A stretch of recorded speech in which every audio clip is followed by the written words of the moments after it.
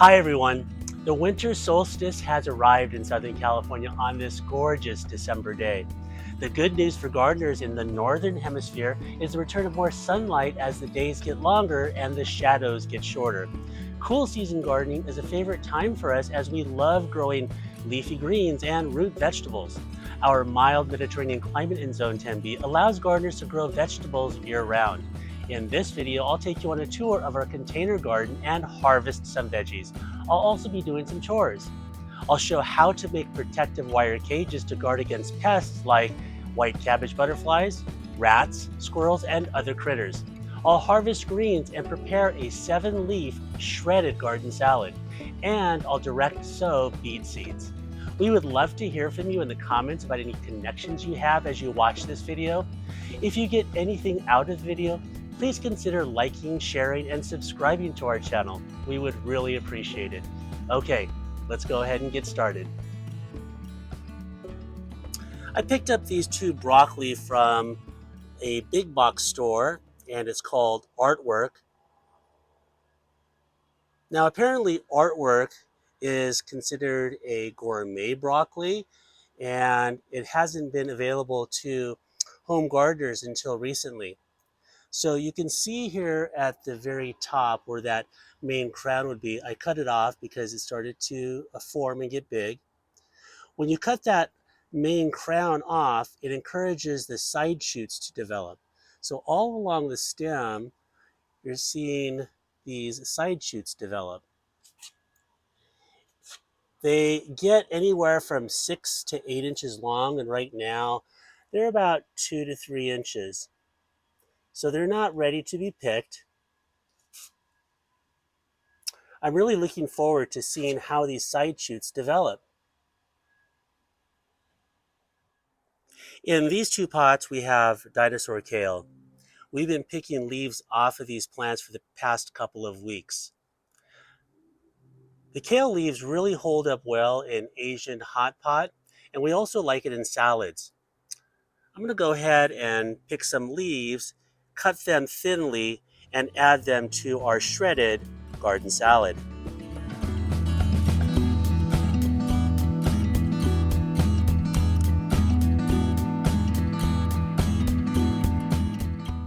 In this whiskey barrel, I have 2 plants, Swiss chard, as well as arugula.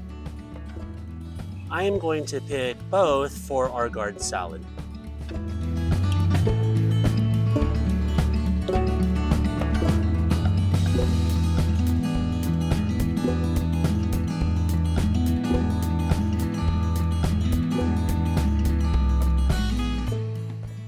In these 3 pots, I have a Pak Choi called Baby Choy. You can see this one here is starting to bolt, so I think this one is just about done. These were started from seed. Let me show you the seed packet.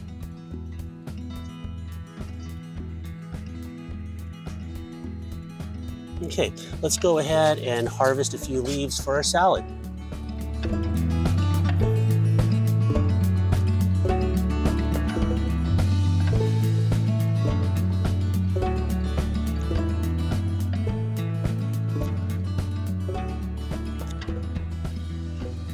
I have 3 pots of our favorite spinach. It's called Corvair. Now this spinach is very high yield with lots of leaves and big leaves. Right now, the leaves aren't that big, but as soon as I cut it back, the leaves that come back will be nice and large, and we'll get multiple harvests out of these plants. Now, I bought 3 nursery pots of these plants, and I divided them into 8 plants. So in these 3 pots, I have multiple plants. I love this spinach so much that I bought seed from the San Diego Seed Company, and I have another pot of it growing in succession. So I'm going to go ahead and cut this back hard because it will come back multiple times with larger leaves. We'll use some of it in our garden salad, and we'll store the rest of it in the fridge.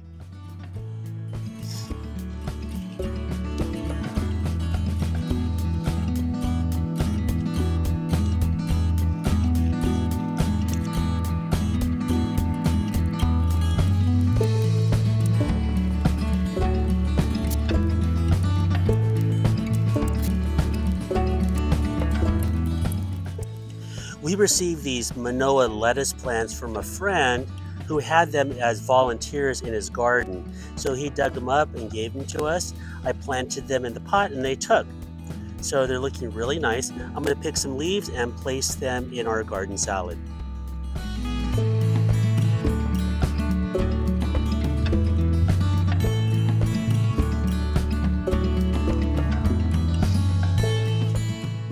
I picked up these Romaine lettuce plants from the garden center, and they were in suspended animation for several weeks because they weren't doing anything. But looks like now they're growing. So let's pick off some of these leaves and add it to our salad.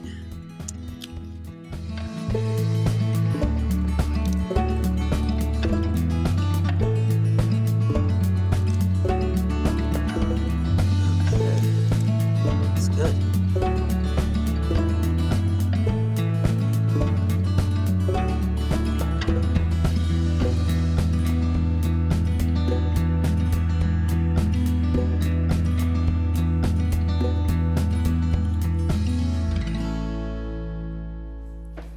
Okay, let's go ahead and get started with preparing the salad.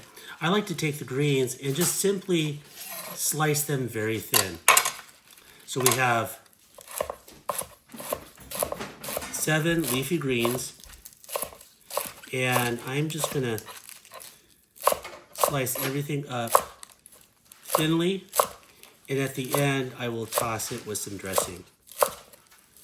So it doesn't matter what order you go in because it's all gonna end up the same way, thinly sliced. And I just find by slicing the greens thin, you get a nice coating of the dressing all over the greens. I'll show you this mix in just a second. So I think we have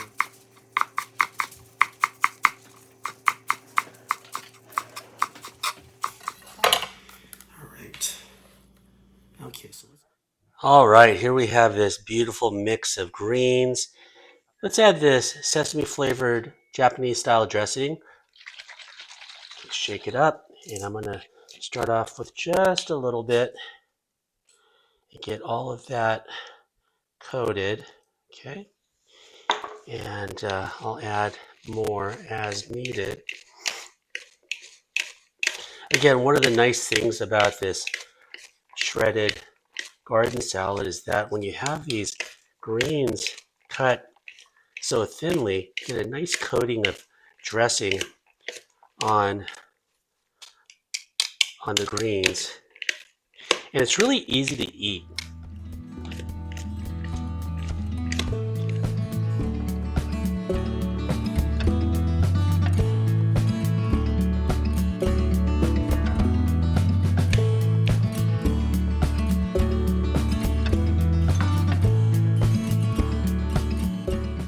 Okay, there you have it. That is a 7-leaf shredded garden salad. One of the challenges that we have in our garden are rats. I've seen rats eat tomatoes and eggplant and peppers during the summertime, and during the wintertime, they've eaten peas and turnips, lettuces, and they even stole and ate Brussels sprout leaves. Yes, Brussels sprout leaves. I have the evidence on my Ring camera. As a result, I've had to resort to building these protective cages to protect against the rats, but they also guard against cabbage butterflies, which is nice, and other critters like squirrels, because the squirrels will sometimes get into these pots and bury peanuts. So here you see the garden with all these protective cages on the pots. Now, it doesn't look great. It kind of looks like a penitentiary almost, but I have to do it because unless I protect my vegetables with these cages, the rats will get to them. And of course, the squirrels will get in there and dig up the soil. And sometimes I think my dog, Luna, gets in there and causes some damage. So let me show you how I built these cages. The first step in making these protective cages is to measure the circumference of the pot. So I'm going to go to this flared edge where the greatest circumference is. I'm going to place the start of my tape measure right there and just follow that edge all the way around until the tape meets up again, which is right there. Okay. and that measurement is 42 inches. I'm going to be using this welded wire hardware cloth for the protective cages. I'll put an Amazon link in the description for where I picked this up. So let's go ahead and roll this out. Okay, let's take a look at our measurement. So we know that the circumference is 42 inches. I'm going to add 1 inch to that. So we're going to go to 43 inches. So let me take my tape measure and measure out 43 inches. Okay, so 43 inches is right there. So let me make a little cut there. So you will need some snips, little metal snips, to make this cut. Good. Now we don't have to worry about the height because the width of this roll is going to be the height of the cage. Okay, so that's already set for us. So let's go ahead and make that cut. Okay, the next step is to connect the ends, but I'm going to try to roll this so that it takes the shape of the cylinder of the cage, so it's a little bit easier to attach the ends together. Okay, so I'm going to just try to make that as curved as possible. Okay, you can see it coming together naturally like that. All right, so I'm using these zip ties to attach the ends together and zip together. Okay, and so we're going to do that all the way up to the top of the cage. Okay, the ends have been zip tied together with the zip ties. Let me stand this up. So this is what the cage is going to look like. And the last step is going to be to cut out the top. So let me show you how to do that. A really quick and easy way to make the top is to take a section of your hardware cloth and just place it right over the top of the pot that you want to cover. Okay, just like that. Make sure it's wide enough to cover the diameter of the pot. And I like to just tack it down with these stakes like this. Okay, and then take your snippers and follow the outer diameter of the pot.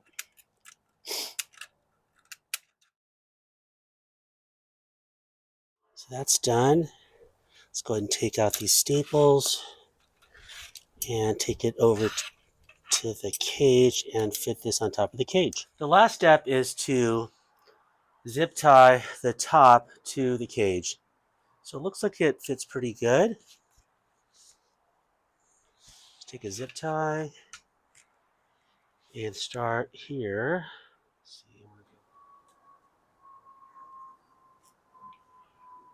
Okay, then I'm going to go to the other side and I'll just keep going around until I've finished. Okay, so the top is secure. The last thing I'm going to do is just simply snip off the tag ends of these zip ties. All right, it's the moment of truth here. Let's see if this fits. Yes, fits very nicely.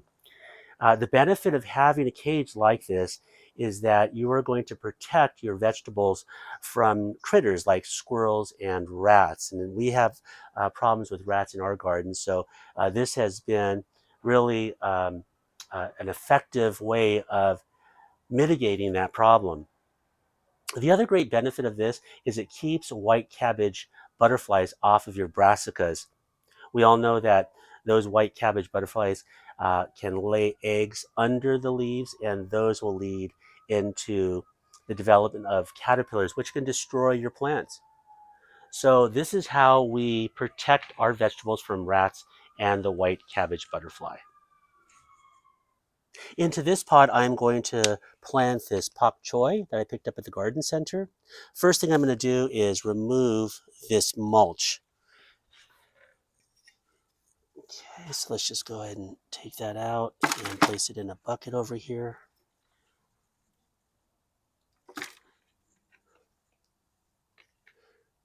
The benefit of mulch is that it keeps the soil in the pot nice and moist, keeps it from drying out. And during the winter months, it keeps it at a nice constant temperature. So it helps to regulate the temperature of the soil.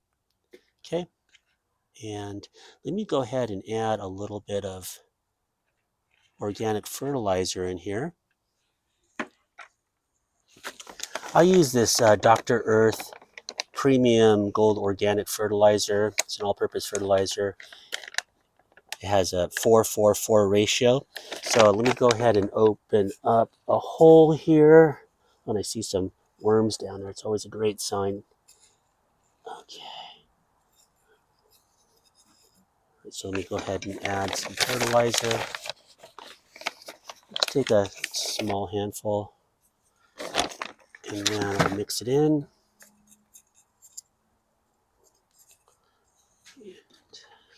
Let's go ahead and take out this plant. Take a look at these roots. Okay, the roots look really nice. All right, so I think I'm going to need to make a little bigger hole here. And drop that in. Okay, and just firm the soil around the transplant. Okay, and the last thing I'll do is return the mulch. So let's take that mulch and put it back in and surround that plant. This mulch is like a nice cozy blanket over the soil.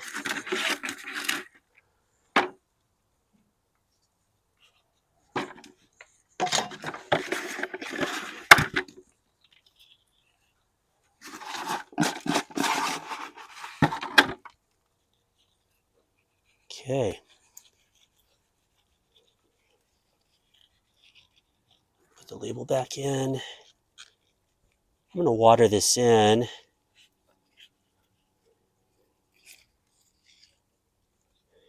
And then protect it with a cage.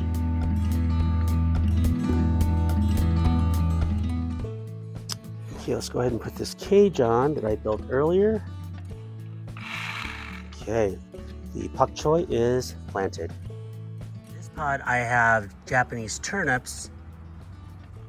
In Japanese they're called kabu. You can see I started these seeds in September and they're coming along nicely. Here's the seed packet that the seeds came from. These seeds came from Japan. And so I started a second one, so I'm growing these in succession, and you can see that these plants are coming along nicely as well. We like to do a Japanese style quick pickle with these by adding salt and curing them for a couple of days. Very tasty and refreshing. In this pot I'm growing carrots. I'm gonna have to thin these out in the coming days. And I started another pot of these about a month earlier, and you can see them here in this pot. I have a cylindrical cage around them to train the greens to grow upright. These should be ready in, I don't know, a couple of weeks. They're not quite ready yet. So let's just take a look anyway. Maybe we'll just grab one just to see how they're doing. So I'm gonna reach down in there and see if I can feel one that's a little bit on the bigger side. Let's see, which one should we try?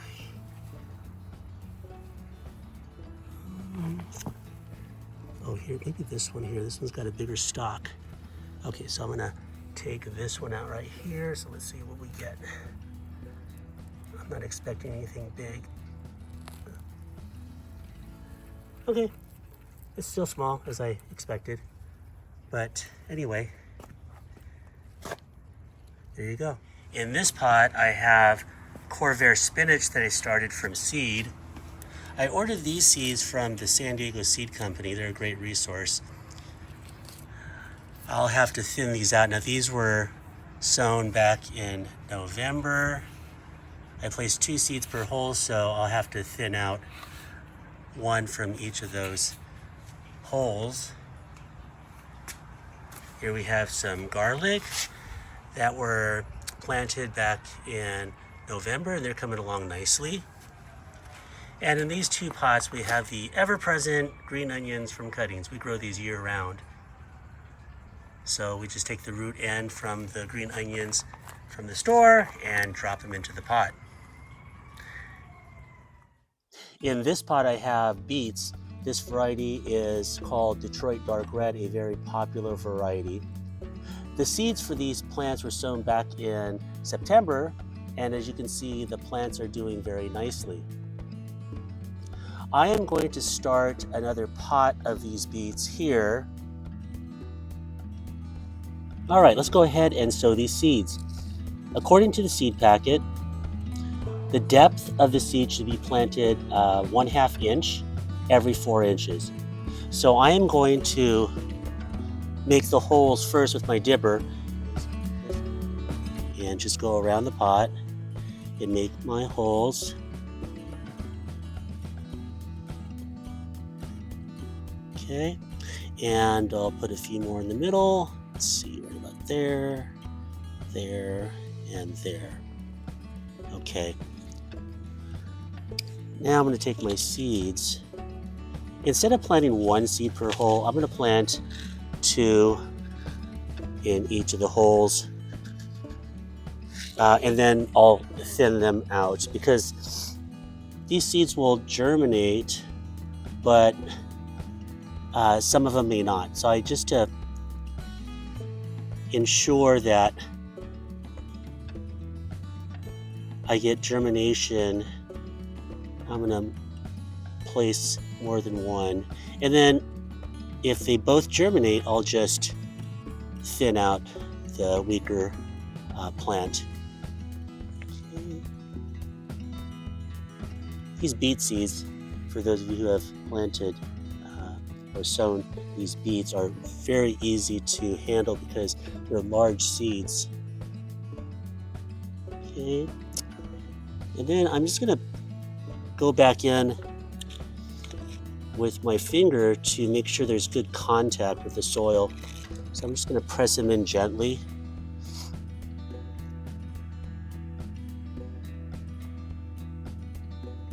Okay. All right, instead of covering the holes with the existing soil, I like to put a thin layer of soil on top. So I have this wire mesh screen, and I'll just put some compost over the top of that. And screen it through. And what that's going to do is going to fill those holes with a very nice, fine covering of sifted compost, which will make it easy for those. Oh, look at that. We've got worms in the compost. So I'll put that back. So we're trying to make it as easy as possible for those young seedlings to emerge. And you can see this compost changing here from a mix to just the coarse pieces that remain. Okay, so what should be now in the pot is that fine compost. So let's go ahead and take this screen off and see what we got here. Okay. All right, so you see this nice fine screen compost, and I'm just going to flatten that out.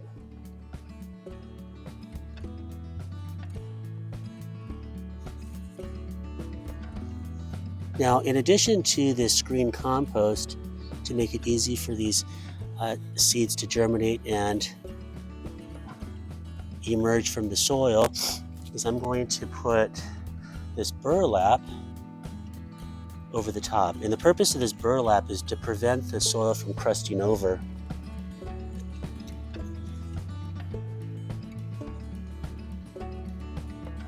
So the goal here is to make it as easy as possible for those seeds not only to germinate, but for the seedlings to emerge through the soil. Okay. All right, so let's go ahead and I'll put the label just right on top, and let's go ahead and water that in.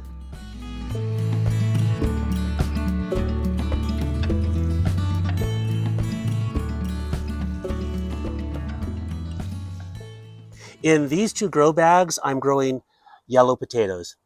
Here you can see the shoots emerging. I planted the seed potatoes back in November. And one of the great benefits of living in Zone 10B is that you can grow vegetables like potatoes year round. Now I am growing these in the Ruth Stout method. So I have about a 2-inch layer of mulch on top of the soil. I placed the seed potatoes directly onto the soil, and I added that 2 to 3-inch layer of mulch on top of it.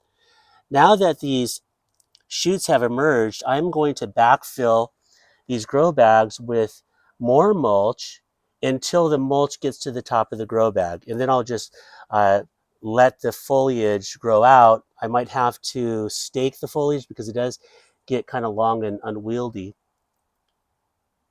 I'm going to wait a little longer though before I add the mulch because I'm expecting some more shoots to emerge from this grow bag right here. Even though there's one big one, there are 3 seed potatoes in this grow bag.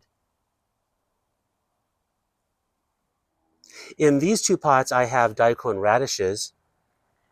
The seeds for these plants came from Japan. I picked up these seeds from a Japanese market.